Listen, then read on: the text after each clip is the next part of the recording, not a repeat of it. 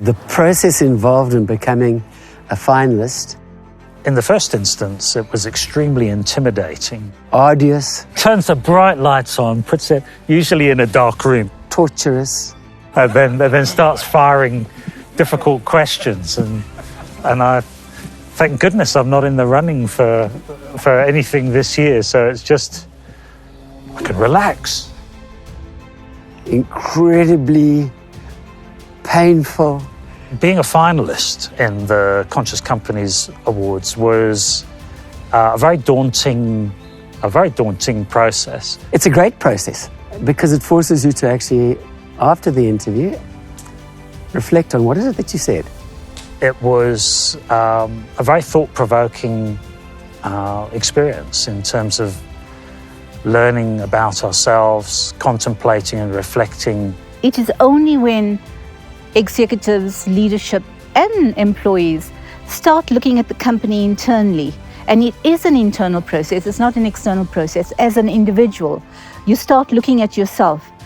You realize that with the heightened sense of consciousness, with the heightened sense of realization and transcendental states that come about through different mechanisms and through different training programs, that you start knowing who you are and a penetrating understanding of consciousness comes about, both in corporate space and in individual space.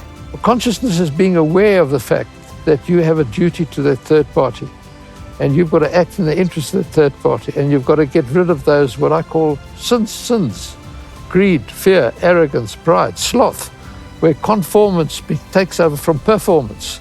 For me, this is also a special moment because it is the time when I say goodbye to South Africa.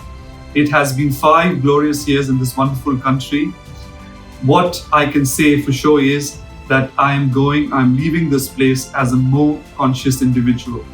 Thanks to all the good work that has been done by Brenda and her teams, it is an amazing movement that has brought about a lot of awareness, not just to me, but to my teams and also to my organization. I think what I take with me and what I realize is consciousness today is not a virtue, but it is a necessity.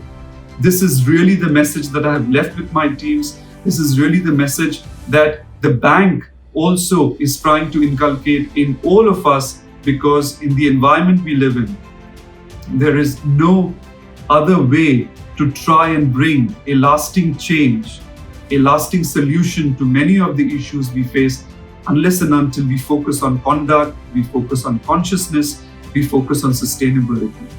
There's something, in Zulu is called unembeza. I don't know what the English word of it. It's, is that thing in us that make you feel for the other person. It reminded me to be humble. It reminded me to be grateful, so that when I said my prayer over my meals, I reflected on the fact that there was somebody else in this world who certainly didn't have half of what I was eating. That I honestly do think came as a result of having been selected a conscious leader in the Conscious Companies Awards. So it's affected my life a lot, quite materially. You have to go through a series of interviews with the most magnificent human being, Brenda Kylie. The feeling that I had was that if I was superficial, if I tried to be smart and clever about how I answered these challenging questions, that the judges and the person behind the camera would see through that very, very quickly. How genuine really were you?